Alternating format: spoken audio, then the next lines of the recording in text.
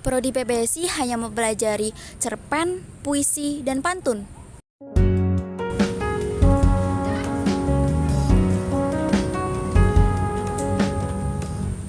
Hai semua, perkenalkan nama saya Maulutin Farah Khadafi, biasa dipanggil Farah dengan NIM 25010404067.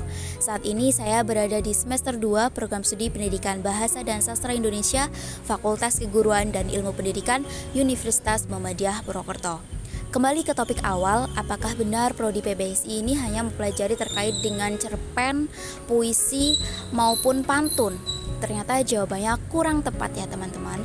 Berdasarkan pengamatan saya selama kurang lebih 2 semester ini, ternyata Prodi PBSI ini jangkauannya sangat luas, terlebih terkait dengan kebahasaan dan sastra. Beberapa ilmu yang terkait dengan sastra ini seperti meliputi dasar-dasar kebahasaan atau biasa kita sebut dengan linguistik. Nanti di linguistik ini kita akan mempelajari terkait dengan fonologi, semantik, pragmatik, sintaksis, dan sebagainya. Yang mana fokusnya adalah untuk mempelajari terkait dengan bagaimana proses kata itu bisa terucap, yaitu dengan alat ucap manusia, terus organ-organ di pernafasan juga, dan bagaimana kita mempelajari makna dari kata tersebut secara ilmiah maupun sesuai konteks pada situasi tersebut. Jadi buat teman-teman yang masih kadang menanyakan kayak kok dia bisa tega ya ngomong kayak gini, ataupun kenapa dia ngomongnya bisa lancar banget, aku enggak. Nanti teman-teman bisa menemukan jawabannya di sini juga. Ilmu yang selanjutnya yaitu terkait dengan keterampilan berbicara, yaitu seperti membaca, menyimak, terus juga ada menulis, berbicara juga. Nanti teman-teman dilatih untuk public speaking yang bagus, terus cara kepenulisan, dan juga nanti juga ada ortografi, yaitu mempelajari dengan bagaimana menulis huruf kapital yang benar. Terus ada juga membaca pemahaman, nanti teman-teman dilatih untuk membaca sesuai dengan tanda baca tersebut. Nah, ilmu selanjutnya kita tarik ke bidang kesastraan, yaitu nanti di sini kita akan mempelajari seperti sejarah sastra, teori sastra, juga ada nanti pementasan drama, sastra Jawa, dan lain sebagainya. Nanti di sini kita akan mempelajari bagaimana sastra ini tuh bisa lahir dari masa ke masa, dan juga kaitannya sastra dengan ilmu bantu lainnya seperti ekologi, psikologi, dan sebagainya. Nah, karena program studi pendidikan bahasa dan sastra Indonesia ini termasuknya dalam kependidikan, makanya nanti kita juga dibekali ilmu-ilmu terkait dengan kependidikan, tujuannya supaya kita dapat menjadi guru yang baik dan benar.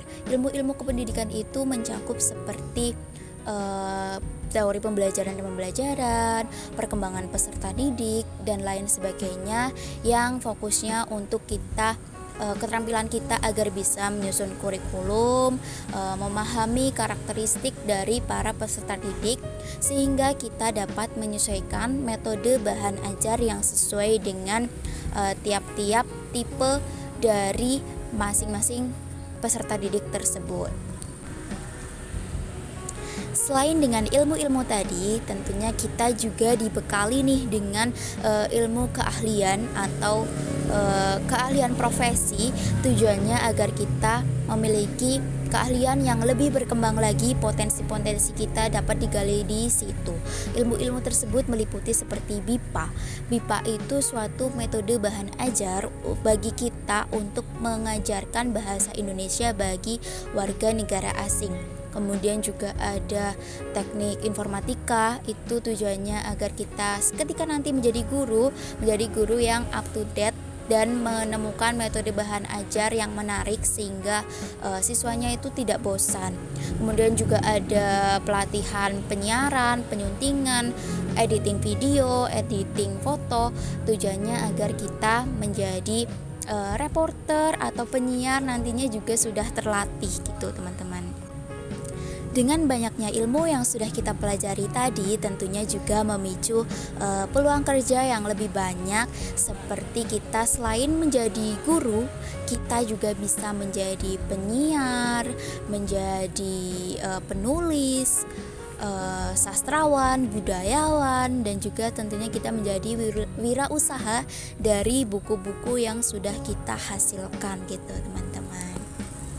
Jadi teman-teman sudah tidak perlu ragu lagi untuk masuk ke Prodi Pendidikan Bahasa dan Sastra Indonesia, karena selain ilmu yang banyak kita pelajari di sini juga peluang prospek kerjanya yang sangat luas gitu.